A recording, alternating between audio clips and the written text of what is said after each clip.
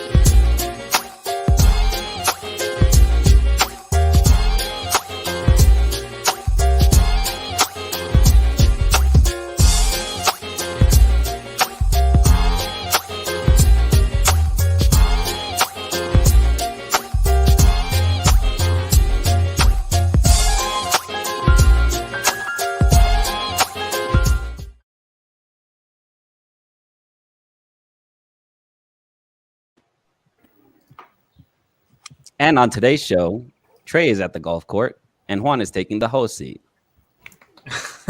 So we have not only What the hell's a amateur golf court? Good luck. amateur hour. It's a golf course. Come on. And we started off with the right foot.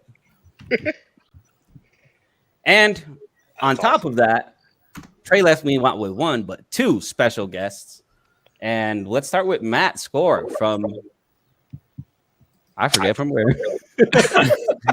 And Weber Logistics. The man from Kankakee. From scenic Kankakee, Illinois. We're holding the corn out of the field right now. Kankakee. Ooh, That's the first time I hear that I like one. that walk. Nice. It is. It was a good song. Matt, tell us a little bit about yourself. How did you and Trey end up connecting? Why is he ignoring us and showing us his ass on the course? And tell us your story. Not much of an ass either. I'm just saying. You know, I'm enjoying watching his golf swing here. Taylor Swift jealous. Jealous. But that's all right. Yeah, my name is Matt Shore. I'm the Vice President of Sales and Marketing with A&W Logistics. We're a logistics firm based out of Kankakee, Illinois. We got locations in El Paso, Texas, Nashville, Tennessee. I got invited today because some of the work that we did last week with a partner of ours to get some really critical supplies down to North Carolina, into the Asheville area.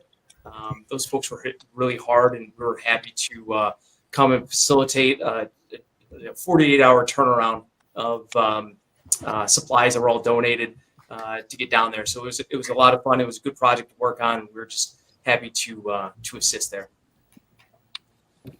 That's awesome. I'm glad to hear we have multiple people on the show that are collaborating with the efforts in Nashville. Jeff has a little bit to talk about that too. He's been around the clock with this entire situation. Jeff, can you tell us a little bit about that? Sure. Thanks, Juan. Yeah, I've been working closely with the some feet on the ground in Asheville, North Carolina. Just most recently this morning, I spoke to John, my contact, and the chief of police. I'm sorry, the chief of the Black Mountain Fire Department. If you've heard rumors out there that the Black Mountains don't have any relief, it's absolutely true. I heard it from the horse's mouth. My primary goal is to help those folks out. I do have a drop site in Chuckey, Tennessee, working with the folks down there, as well as my contact to see if we can get some trucks from the Black Mountain area to get over there. I've got generators, I got blankets, I've got all the necessities. I appreciate you, Matt, before the show started about your willingness to help me out. Thank you, sir. I'll be in contact with you. But yeah, we're working around the clock. We got over 200 drop locations in the state of New Jersey. I got one in eastern Pennsylvania. I have a carrier that's willing to do all pro bono work to pick up stuff in New Jersey, bring it back to their warehouse in Leonardsville, PA, and then bring it down to Asheville. All pro bono, great company, Peters Brothers Trucking. Look them up, put them to work, help them to recoup the money that they're giving up to help me and my operation Life Lift One. I started it. I have Knights of Columbus, I have the Elks, I have the VFWs all over the place, not just locally, statewide, as well as other states jumping in on board. We're getting donations all over the place. Again, we have 2 trucks moving down there tomorrow morning. Been working on this many hours of the day and trying to do my business as well, but I can do network designs pretty quickly, and we have other things that are going to go into place. I'm starting up the Northeast SMCU, which is the Strategic Mobilized Crisis Unit of elite logisticians as well as corporate donors. Going to be working with the rail as well as other carriers to combine a collaborative effort to move freight into crisis areas from New Jersey, around the Keys, up the Panhandle, all the way into Galveston. Jeff, listen, if you're going to become FEMA, which is great, I love that we got to come up with a better acronym for FEMA, something creative. All right. So maybe people in the comments can throw some thoughts in there on what we should actually have for Jeff's version of FEMA. What's the acronym we're going to use? Actual emergency assistance. I like it's all strategic. Yeah. That's all. Yeah. It's going to be strategic because I'm going to have people in each state, from Maine, Vermont, New Hampshire, all the way down to Maryland. All right, Jeff, I got it. Centers. It's all good. Help in transportation. What's Shit. that? Strategic help in transportation. We'll call it shit. No. That's the one. That's the one. Robert, the needle now. We need a graphic. We need to get that out there immediately. That's great. Matt, what's going on your side of the on your neck of the woods? That I really want to hear that. So, like how you're confronting the situation. What are you guys doing? How does it look like over there? What's the word on the street over there on your side of it? Who won? Ooh. Yeah, it was nice. I think the main thing is time to target, right? Getting the assets and your resources on the ground as soon as possible to really help out those folks that are in need. Jeff, you had a great point about 72 hours, right? That's where everything gets really hard and really difficult in the first 72 hours. And the importance of being able to get resources to those folks as soon as possible.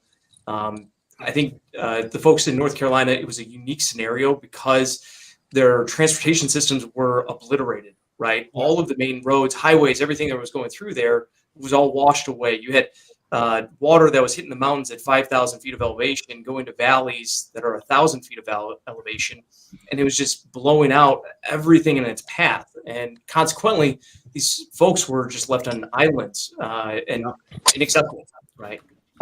So we had connected with, actually, it was through a partner of ours. They had connected us with Carolina Aviators Network and Operation Airdrop. And those were folks that were on the ground that actually had air assets that were then able to deliver small amounts of food, water, just to get folks over the hump, medicine, diapers, things like that. And that was the important thing, especially with what North Carolina was going through. It was a really unique scenario. I think when a hurricane hits Florida or the coast, it's kind of flat. It's fairly simple to operate in that environment after the major event occurs. Whereas in this, it was just, hey, we're back in the Stone Age. So I think Jeff was you had a really good point earlier too about it's not just the food and the water in the 72 hours, but then also after that, what is the next step? What's phase 2 look like? Chainsaws, bar oil, being able to move men and material and clear out roads and access points in order to get people and material closer to those individuals as well. That's really important. Yeah, this isn't a one-time deal too, Matt. And I know you know this is going on for several weeks, so we got to keep that flow of supplies constantly going in there. You probably heard that FEMA is turning away some trucks, which is unfortunate because the supplies that are here today will be gone in a week. That's how fast they need this stuff. Yeah. We need to replenish it, and we need to do it fast. Yeah, I think the burn rate, right, is very quick when you don't have access to water out of your tap. So now, you're going to go through 2 gallons of water in a day per person. Well, guess what? That's a lot of 16-ounce bottles of water, right? And the things that come with that, right? Being able to cook food. People are getting injured, right? They're cutting trees down. Well, guess what? There's a certain amount of situations where people are going to need help that are going to fall out of that as well. So it was a really unique scenario where on the ground, we had a partner of ours. He reached out to us and to me, and he said, "Hey, listen, his name's Cameron Girth. He's a fantastic individual." He said, "Hey, listen, I'm going down there. I was originally just going to bring a small trailer. This thing morphed, and it turned into a huge need and a huge want very quickly. And now we've got tons of donations that are coming in, and I've got no way of being able to facilitate this." I said, "All right, Cameron, I need 2 things. I need to know who's on the ground that I'm going to meet with and what kind of time frame we're going to work with, right?" Those are the 2 qualifiers for this. And instantly, he was able to connect me with the folks at Carolina Aviators Network and say, "Hey, listen, I want to get this thing." This was Wednesday when we had the conversation around noon. Saturday, 6 a.m., wheels were rolling with 45,000 pounds of critical supplies. It was all sorted and filtered, water, medicine, the stuff that was needed right then and there. That was the other thing too, is when you're getting donations, folks are giving everything, right? You're getting clothes and things that are fantastic and needed right now, like diapers, and then other things that, hey, listen, this isn't necessarily a phase 1 critical item, but maybe it's a phase 2 or phase 3 item, right? Like now people are needing clothes and some of those other resources. So going through that sort process of being able to filter that out, because once that truck hits the ground in North Carolina, hey, listen, they don't need junk. They don't need the stuff that they don't need. They need the stuff like the medicine and food and water. Now we're getting into phase 2, which is more, hey, I need things to heat food up, right? I need sanitary supplies. We need insulin to get to a lot of these diabetics that are isolated. So it's more batteries, lights, things to like axes, shovels, Tyvek suits. Everything's toxic right now. So the water and the mud is outrageous, but that's all toxic. So, yeah, you know something, Matt, real quick. I want to share my screen. You talked about sorting. Let me just put this up real quick. Hopefully it'll pop up. Come on now. And while Jeff searches for that, I really do want to. Oh, there it is, right there. So here's one of my crew at one of our facilities doing exactly what you said, Matt. I got 11 people out there that are sorting goods as they're coming in. Like it's a stream. It's coming in. It's constant. I've got a place right across the street from my house. I was there early this morning, lined up with cars and trucks, just dumping. I've got a warehouse that will pull that later on this afternoon. And this is what's going on, and it's pretty neat. Let's just put it that way. I don't know how I did it, but I did it. Well, and one thing that we also did too is we had some local car dealerships, Court Street Ford, Watsika Ford, a veterinary clinic in town that were spread out and close to the front line. So people could actually go and give those donations to those locations. Yep. And then we brought it to a central, like a dispatch area in order to then do the sort. That was really important because, hey, listen, people want to give, but they don't necessarily have the time or the ability to drive 30 minutes, 45 minutes. If they can get it local, and then we can kind of coalesce it and then get it worked out really well too. So that might help you in your efforts. That's what we're doing. We're definitely doing that, consolidating it, then bringing it to, because we want to do it quick and easy for the offload when it gets to its destination point, so that it can be distributed and you know exactly what it is that's on each pallet. Yeah, it's a lot of work. That's for sure. Now I want to get Mr. Janai Orozco's perspective on this. And first of all, how did you meet Trey? How did we end up all together in this phone call? Tell us your story. Appreciate you, Juan, and appreciate everybody who's on the call, today. So, I'll introduce myself. My name is actually Janai Orozco. Visiting each and one of you, connecting from Houston, Texas. Phenomenal town. If you're ever in town, love to have a coffee chat in person. But also, I want to take 1 minute to introduce T.D. Williamson, to everybody on the crowd. So T.D. Williamson, TDW for short, provides pigging, innovation, and isolation, and integrity solutions to help operators pressurize pipeline systems to keep the world's energy lifeline running safely, efficient, and reliable. It has been established since 1920. The company has continually innovated to help the pipeline industry meet emerging challenges. And even today, it includes supporting operator and industry efforts to meet net zero goals and move towards a more sustainable future.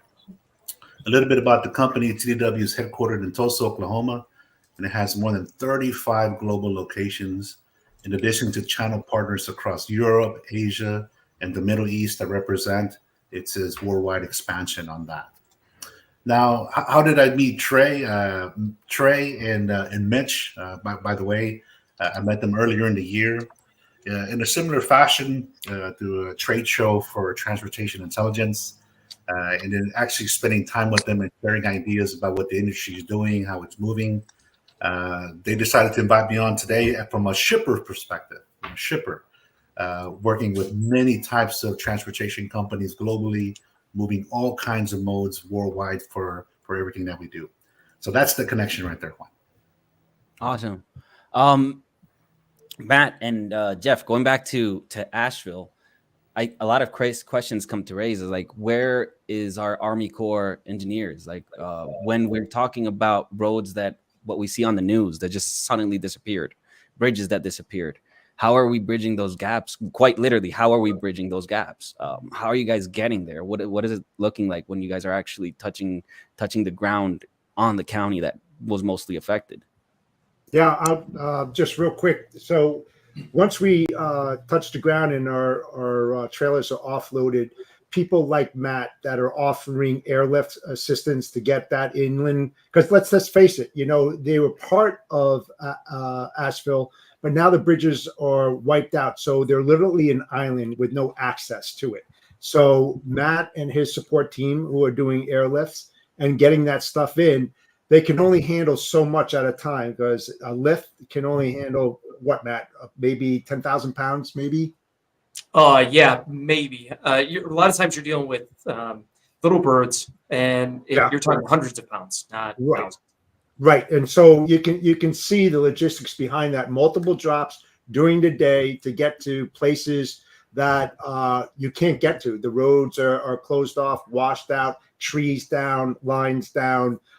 It's devastating.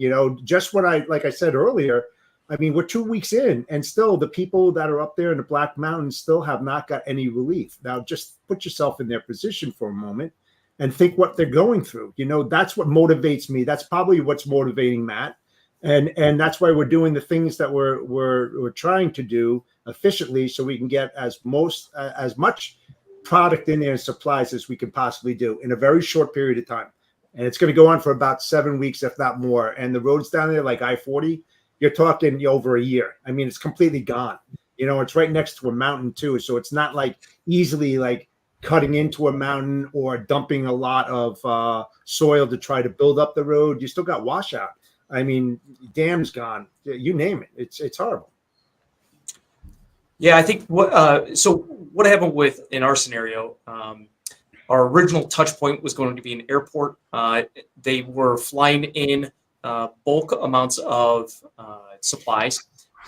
We were trucking it in, and originally we had an airport that we were going to be heading to and the FEMA took it over essentially, and they turned it from, hey, we're not going to have the little birds and the private aircraft flying in supplies. Now we need that airspace in order to fly the C-17s and the real movers.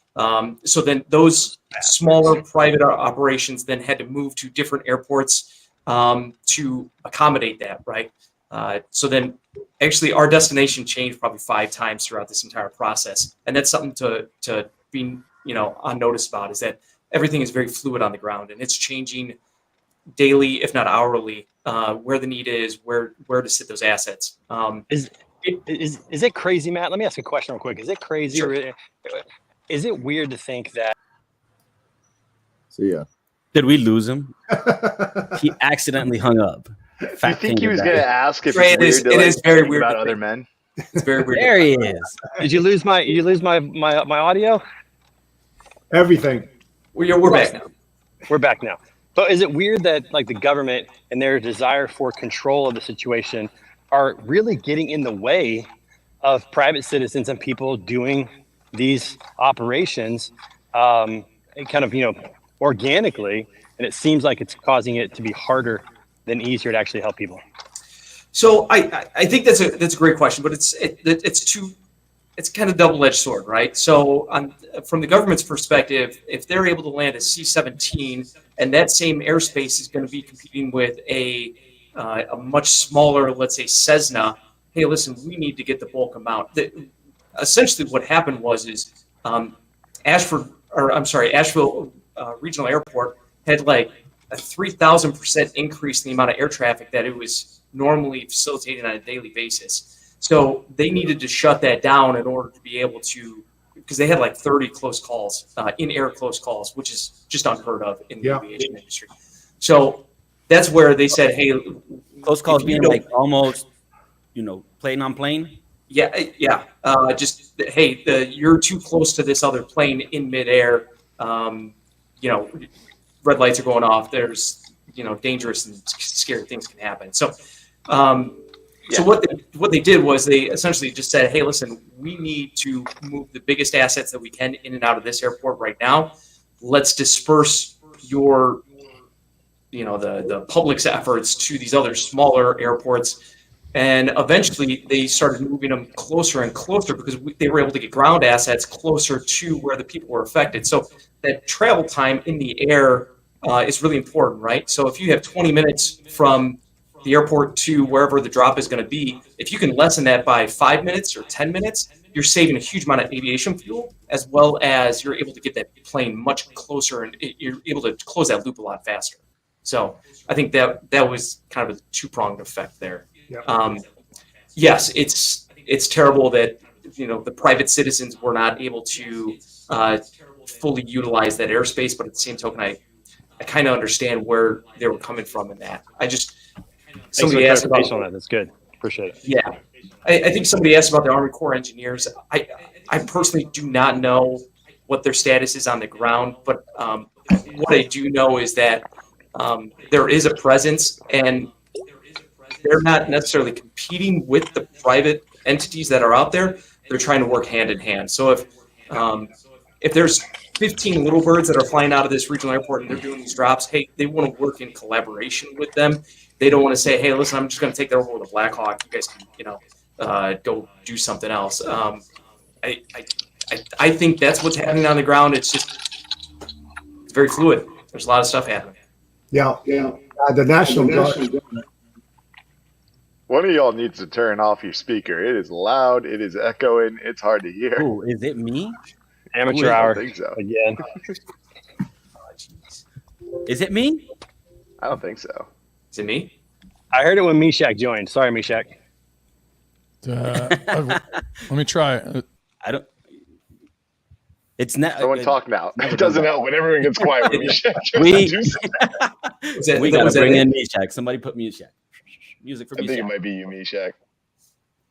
I So, don't know what it is. I'll just start talking. Jeff, Matt, just out of a place of ignorance on my side, has there been a concerted effort from either a government agency or one of the, well, I guess local government agency or national to find a central point to get goods so that they can take over and assist with the private sector helping? Well, they do. Nearby location, anything like that?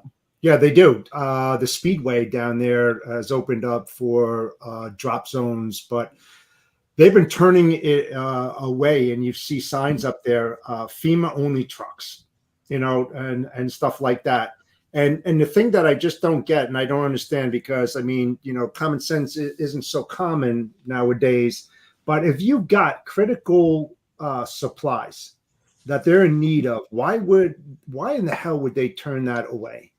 I mean, it just doesn't make a whole hell of a lot of sense. That's why I found my own place to drop that nobody really knows, that I can just hammer it. Because guess what would happen if I'm not trying to be self-centered here, but when you've got products and you've got a lot of it, like I'm sending down over 80,000 pounds tomorrow morning, and I'm going to have another 150,000 pounds, and then another 150,000 pounds. What happens if that runs out and people know where that place is? I'm being very protective of it, so I can shove that stuff down their throats.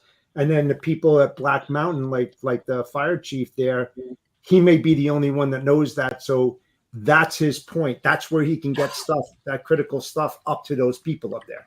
So that's why I'm trying to be a little bit protective, but still highly engaged in trying to get the products in there ASAP. So do you think that refusal comes from a place of the kind of the bad apple effect? If a bunch of strangers are donating products and there's one bad guy, right? There's a bag of Skittles, but one of these Skittles is going to kill you. You don't eat the bag. But what's really happening, to be perfectly honest with you, and you probably heard about fraud and theft, a lot of these people are jumping to conclusions and getting any carriers that they want before they're vetting them, and they're giving them this critical stuff and they're running with it. Right. It's gone.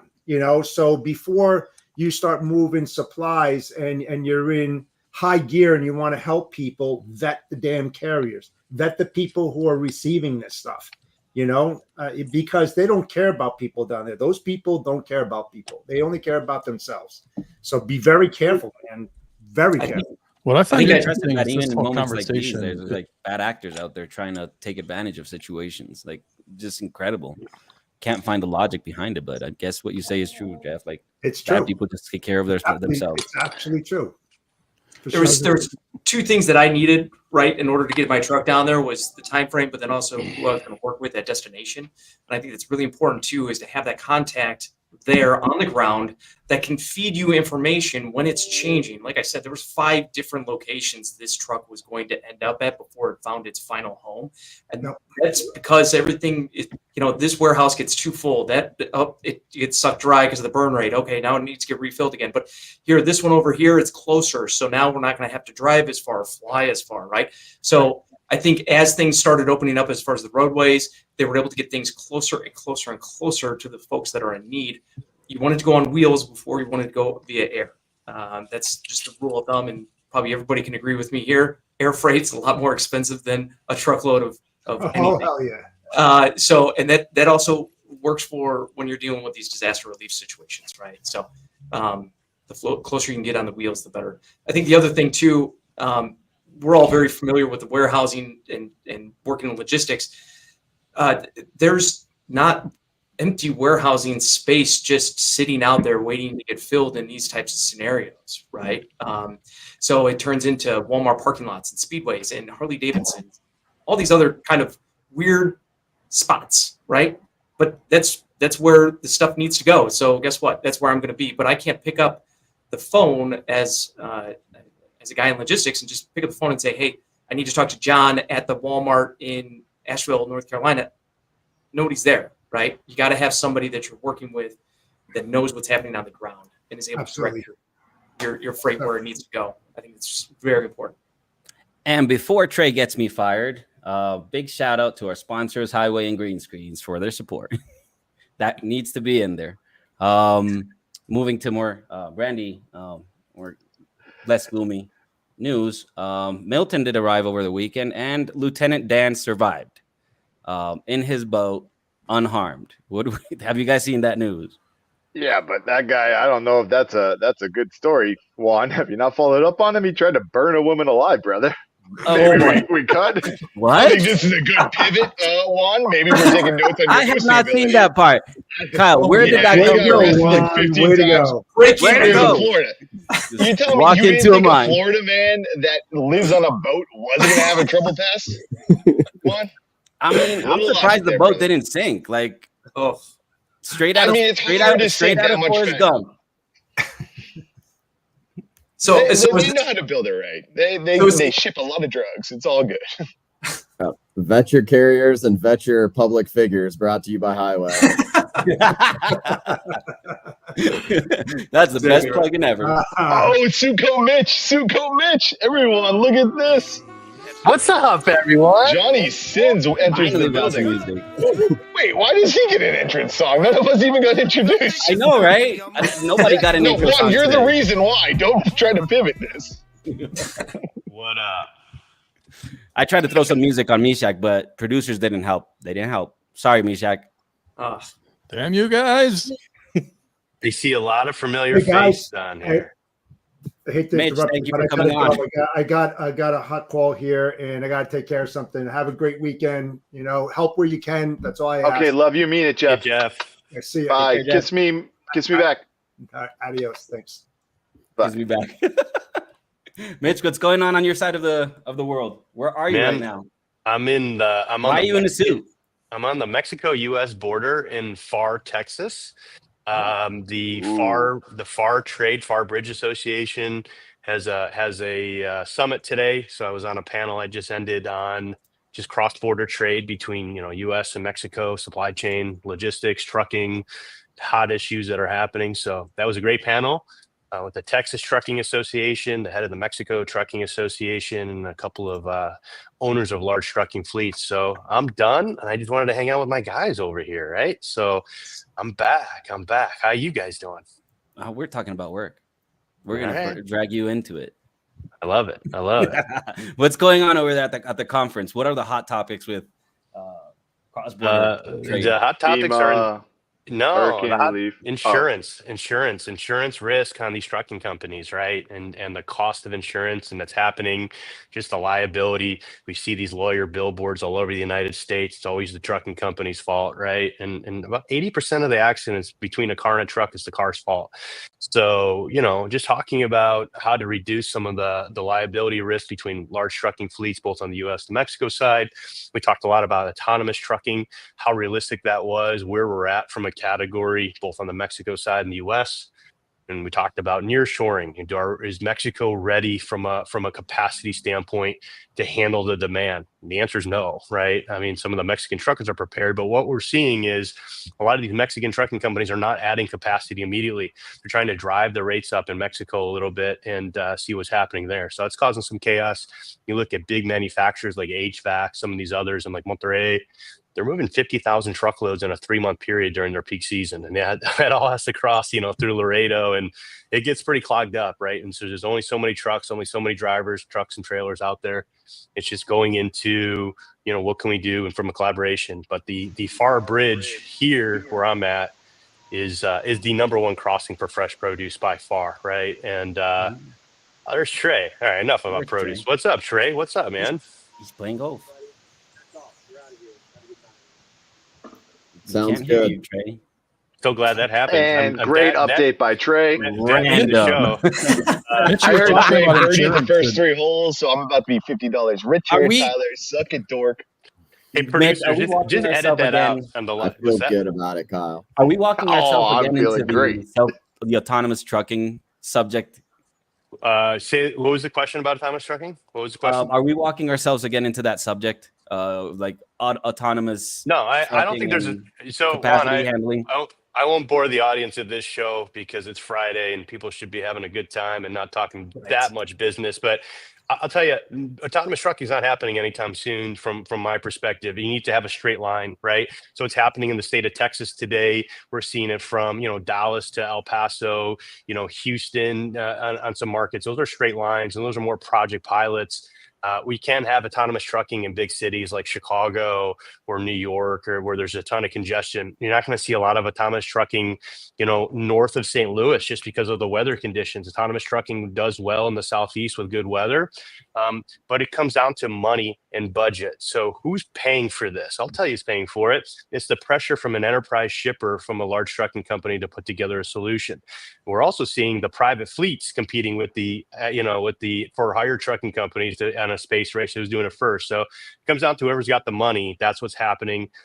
When you look at like 2008, 2009 with CNG, LNG being a hot topic out there, there was a lot of mistakes that were made. So a lot of bigger trucking companies invested in CNG trucking from a sustainability standpoint. They put a lot of money in place. And then 9 months later, a better engine came out that can handle better payload and better weight, and they had a bunch of useless equipment. So I think from autonomous trucking, from my perspective is they're going to watch their competitor do it, peek over the fence, watch their mistakes, and then go invest in it secondary, right? So you're a couple minutes away, Juan, from seeing any real big impact from my perspective. True. We do have a shipper on the call today, so your perspective from your end. I happen to know that shipper pretty good.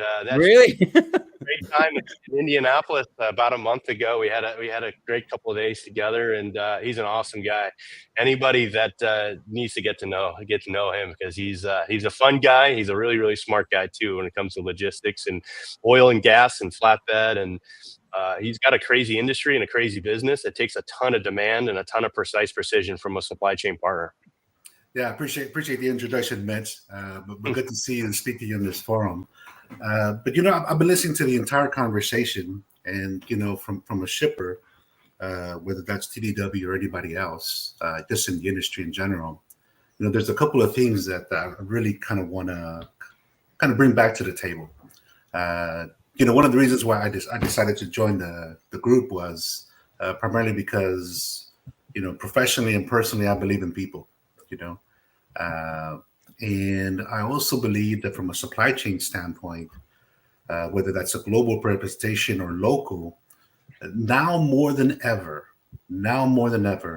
sourcing or onboarding of a carrier in this particular group, because we're talking about transportation and logistics, has to be deliberate and intentional, right? With the deliberate scope of work, with the deliberate lane, with the deliberate service, whether it's field operations in the energy sector, or if you're looking just to facility movements, let it be intentional, right? With the specific contract, be it that our relationship be actually purposeful beyond a contractual rate and an execution. And why would you ask that? For all the different reasons that everybody's mentioned today in different capacities. Because we trust people. And we want to be in business with people that we trust, that are going to deliver on time, that have HSE at the forefront, that are going to do exactly what they say they're going to do, which is drive, get the goods there, whether they're for the private sector, energy sector, pharmaceutical, you name it, right? So that's the one piece nugget that I really want to bring. It's trust, and then let that relationship be intentional and deliberate. If you have to walk first, then that's what you have to do. If you have to crawl, then walk, then run, these type of things, that what needs to happen. You're dealing with trade, you're dealing with governments, depending on where your footprint looks like. You're dealing with natural disasters. You're dealing with many other things that you just can't leave your cargo up to the spot market. Although that has a place itself, but when you're trying to create certainty in a world that's uncertain, especially in the transportation space, you really need to have reliable partners that not only comes to trust, that comes to consistency, and ultimately delivery, which is in the transportation base. Well said. 100%. Well, certainly. That's a word that you don't get thrown around a lot in this craziness that we got going on in this year. Definitely. And it's pretty interesting perspective, like not going into the autonomous trucking thing, subject again, because you're obviously in oil, and right, and not to demonize oil, I'm completely against it, regards to the whole EV situation, especially with the large push and unrealistic goals that we've set up worldwide, because we're doing the same thing here in Colombia, where we're destroying our oil industry in order for an EV capacity that doesn't exist. So not to demonize the oil industry at all. We need it, and we need it to work. 100% because there's nothing out there to replace it with. I think one of the important things to remember, I'm going to use another kind of keyword that I use in my vocabulary, is that all these trends that Mitch talked about when he went to that particular conference, whether it's EV or LNG or electrification or whatever it may be, each one of these facets in the industry has its own journey. And some of these journeys, I think we're best served when we educate ourselves as far as where exactly in this journey is that particular mode of transportation. Because, they talk about electrification or even from the perspective of LNG when it comes through different types of power units, whether it's actual the truck, steamship engine, or even for that matter, the locomotive on the railroad. And there is a place for everything. There's an actual place in the market or in the industry for it. It just happens to be it's all on a different journey. But I think from a shipper perspective, it's best served, irrespective of what sector they belong to, whether it's oil and gas, pharmaceutical, or even food and beverage, is to first understand what their freight actually represents. What does it mean in the market? And then ultimately you start breaking that down by geography, by country, by region, by mode of transportation, by their customers, responsibilities or, service level agreements that they would like to have, and then start piecemealing that all the way down to a trusted partner. Because I fundamentally believe most of the people here in this call are more on the trucking side. There is a place for everyone. There is a place for asset-based companies. There is a place for brokers. There is a place for the owner-operator that has one truck who's, making his route or her route or their route, and at the end of the 2-week cycle, they come back to do their billing. There is a place for every single one, which kind of goes back to one of my original points on trust and, onboarding with intent and purpose. I forgot. Can you hear me now? Yeah, that's better. How do you pronounce your name? I missed the beginning. Is it Janai or? Perfect. Okay. I got it on the first one. All right. Wow. All right. Two people that did it better than one. Wow. It's interesting. Well, I lived in lots of places all over the world, and you kind of learn a little bit about pronouncing. Every now and then I get it right. But back to your, what you were just saying around the mix of things. It's really interesting because, the when you crunch the numbers, eventually, like, EVs, hybrids, alternative methods of moving stuff around is going to be dominant, and now we're kind of going through this kind of process where we're impatient. We're so used to the Moore's law where everything is doubling every year, and automated vehicles and EVs are just not quite that. But we're in the meantime, it's happening, and it's going to happen more and more. And shippers, like it sounds like you, if I'm reading between the lines, and who are kind of dipping their toes in that. And I was working with the BWS guys about this conversation and an article with, I think it was in FreightWaves. The ones that are dipping the toes and realizing it's part of that mix, not just because you're getting familiarity with it, and certain vendors are kind of requiring it, but those ones that are dipping their toes in it are going to be kind of leapfrogging pretty soon. As this kind of what Gartner calls the scope, the slope of enlightenment. We're just going through this what's called this trough of disillusionment in tech sector speak, and then all of a sudden it just climbs up, and it's always really quiet. Like we don't really think about it very much. Everybody's excited about the Zune, and then everybody's really unexcited about that, and all of a sudden there's this like the iPods came around and people kind of thought it was cool, but it was a toy, and the first iPhone was a toy. But then quietly, all of a sudden, it just takes dominance. And I think that a lot of these things, we forget that the buzz and the media and the news and is kind of distorting a lot of times our perspectives, and that kind of balanced perspective you have. Hanai is where that next generation is going to succeed. So you're saying they're about to have a glow up, Mishek? AI is about to be the pretty new thing. Jeff's going to be pissed. Yeah, but look at what's happening even with the IOA, and the port strikes and things like that. Digital enablement has a place in the world, right? But going back to Journey, you look at different countries across the world. You look at countries in Europe that actually can remove containers or unload containers from a particular ship, by joystick. And then you have other places in the Far East Asia that have a little bit more on the artificial intelligence. If you look at the United States and its port structure, there is step change to a lot of this. What was the top two demands? No automation, right? I mean, that's crazy. Crazy. And modern day Luddites.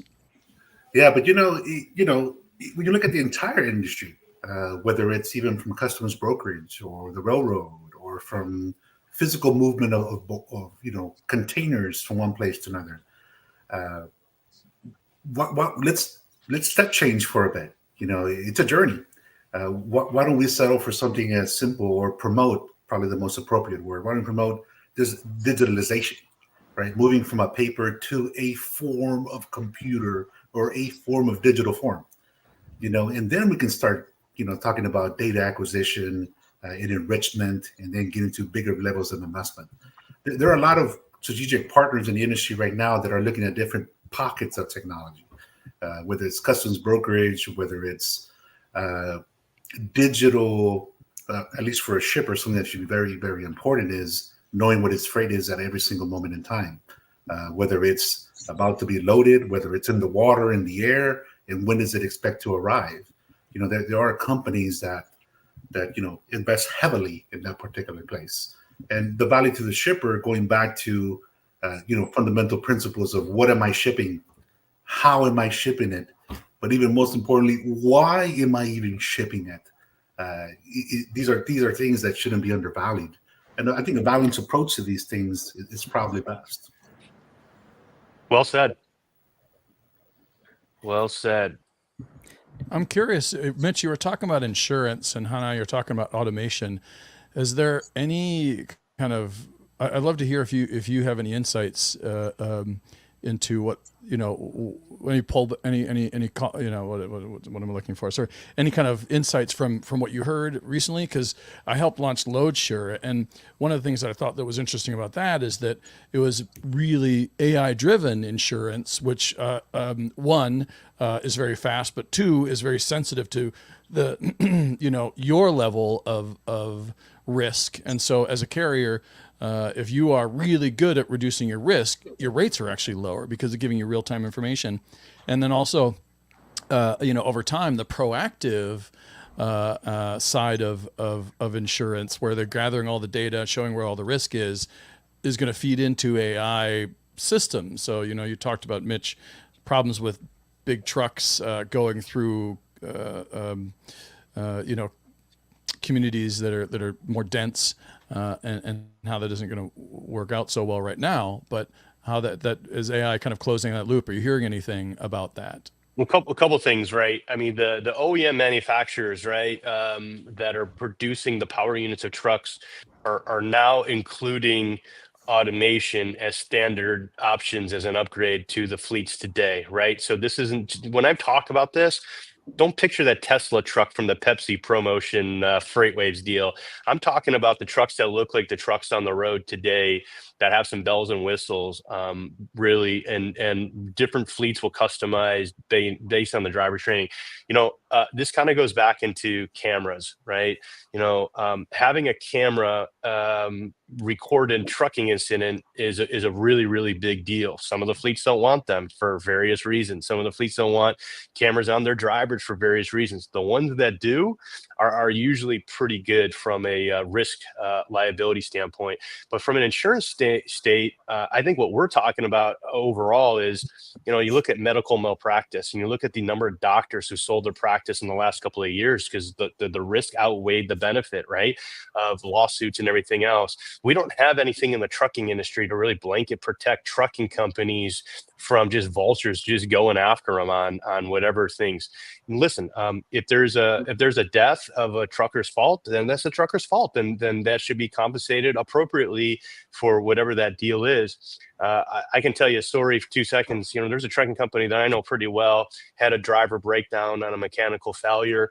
Driver pulled over to the side of the road, put his hazardous lights on, pulled in off the shoulder, wasn't even close to the shoulder, pulled in off the shoulder, put his placards out, and was waiting for roadside service. 20 minutes into that roadside service call, a minivan full of people slammed in the back of that truck. The driver of that minivan was intoxicated. That family sued the trucking company, right? So I mean, that's the example of what I'm talking about. It's just big truckers have the money, have the pockets. I'm not even sure if that's the case anymore. The market's a little soft, guys, right? So at the end of the day, I think the liability risk is there. We have to have organizations. When the person, one of the, some of the folks on my panel today was the Texas Trucking Association, and some of the other folks. We need various organizations to come together in Austin for the state of Texas and all these other spots and work together to prioritize the risks of being a truck driver, the risk of hauling the freight from the liability of a company. Until that's resolved, rates are just going to skyrocket, right, to accommodate that. And then now your consumer good is no longer affordable. So there's a lot of work to be done. So is there a way to get autonomous to avoid that loophole? I don't think so, because of the cost of the infrastructure on that is still more expensive than solving an insurance risk issue, right? So it's a weird calendar where it's kind of in between. Does that make sense a little bit? Yeah, it kind of sounds like legal lawyers are making more money than trucking companies and brokers is nowadays. That is the case. Juan, let me tell you something. If again, I've heard incidents too where you call that law firm up. The first thing the law firm will tell you is, do not go to a doctor. We're going to send you to our doctor. Both that doctor and that lawyer have written, liability agreements for each other to come off of those things. I mean, it's just things like that, these little games that are played throughout the entire process. You have every right to go see a doctor. You're involved in an accident. Go see a doctor. Make sure your neck's not sprained. But I mean, yes, that's a great point, Juan. There's a lot of pollution specific to the legal process and the fees associated with operating a successful trucking company today. Mitch, where's big insurance lobby right now? Like if they're getting, I mean, how you portray it, it's like it's a common agreement between a medic and a lawyer. It kind of sounds like a scam. Where's the lobby to change these lack of common sense rules that are enabling these lawsuits to actually go through? Juan, that's why I was on this panel today. I mean, we need lobbying. We need the priority of these topics to come together. Not so much on the Mexican-U.S. border where I'm standing right now, but in Congress, in the headquarters of large organizations that are involved in trucking. This needs to be a big, big priority, right? I mean, forget autonomous trucking. This needs to be solved first, but it needs exposure and it needs priority from all those organizations to come together. Matt, you were about to jump in. Go ahead. Yeah, so I'm interested to find out, do we know, is it individuals that are driving some of these lawsuits, or is it the insurance company that would be the umbrella for that driver that was hit by that, either by that, in this scenario, it was the driver of that car, their insurance company, because now they've got to insure all those people that were inside of that car, and they want to shed that risk off onto that trucking company's insurance, or to a certain degree, kind of move that around. Are we seeing that too as well? Absolutely, all day long, every single day. There's a law firm out there called Morgan & Morgan. I don't know if you guys ever see those billboards. They're the number one law firm to go after big trucking companies, right? For the people, right? And that's just even by their advertisements, it's always the trucker's fault, right? So it's easier to go for a default lawsuit on these trucking companies and hope for an out-of-court settlement, right? I mean, and why not take a try? That issue right there to say we're still going to take a stab to see if we can get some chains out of the trucker is the reason why the insurance rates are the highest they've ever been in the history of trucking operations, right? And so it goes down to the sensitivity of insurance across the board. My company is involved in a lot of high value, high risk commodity. We haul a lot of fresh produce. We do a lot of very specific risky things in our industry. When we have a claim, we're not going through insurance. We're just paying it out, which is not worth tapping the beast of this insurance provider these days on claims that were insurance provided a couple of years ago. And so it's just poking the bear. We're all scared of what that needs to happen, but it's out of control. I mean, if you look at insurance costs of trucking operators in the last 7 years, it's a roller coaster straight up, and it's not getting any better. But how can we grow capacity? How do we expect capacity in Mexico to grow with the nearshoring pressure that's happening? Well, why would they, right? You know what I mean? Into some of the scenarios. And so, guys, you love your body wash in the shower. Me too. You love your couch to sit on. Like, this is all tied into all of these things that are happening. You're not gonna be able to afford the body wash. You're not gonna be able to afford to sit on the couch if nothing changes in this scenario. Well, for people who are listening, is there anybody who has any insights on how you've reduced your insurance premium? Obviously, Mitch, self-insuring for certain claims is probably one thing to kind of keep the algorithm you're spot at on. The biggest fleets out there, right? The JB Hunts, the Warners, the and all of these are privately self-insured, right? And that's a privilege to get to that point. You need thousands of power units, really, from a revenue standpoint, to make that happen. You need a pretty big infrastructure to make that happen. But the biggest trucking companies on the road are self-insured. But then that's what percent of the industry is that? This big. The rest of the industry is this big, and that's 10 truck fleets, that's 5 truck fleets, that's 1 truck fleets, right? That's the majority of our capacity, about 80%. So it's a big issue that's not going away from the self-insurance. That just takes care of a small sliver of a category. Insurance captives were the answer that I immediately thought of for those medium-sized trucking companies as well. They can conglomerate, not in the States, unfortunately, but you're more than welcome to legally get a business entity together to pool your insurance groups in the U.S. on a foreign entity. So if you haven't asked the agent about insurance captives and you have trucks, certainly do. Has anybody ever tried any of those automated insurance solutions like Loadsure or anything else? Is that a solution? I got a Mika. I don't know if what? that helps. Don't worry about it, Trey. I was trying you, to join the Kyle. conversation. Kyle, we love what? you, man. You love Out of Kyle. left field. Here we come. Try to not get in too many accidents. That's my advice. Ugh, good luck. Kyle bikes everywhere. He's good, man. He's good. He's green, sustainable. No, I mean, so I think, there's a lot to be done there. I think a lot of people take for granted the amount of cost that comes into drive a truck, operate a truck. And, you start the truck, you got fuel, depreciation, you got a truck payment, you got all of these things, X amount of dollars before you can make your first penny per load. A lot happens to make that profitable, right? Some of the freight brokers are making some good bucks off it, right? Some of the other folks, but the truckers usually getting kind of pinched on this piece, and they have the highest risk and the highest operating cost altogether. But enough about insurance. Who cares? This is not. I'll put you to sleep on the Friday podcast. Let me check. I don't think so. We ran out of time for our game. Sorry. I mean, if that was our goal, we succeeded. Yeah, We my succeeded. email We made it around. without Trey. Our We made it emails are without down. Trey. I got all day. Raise your hand if you played a game on Word on the Street that you were like, I'm so glad we did this for 11 minutes. Raise your hand.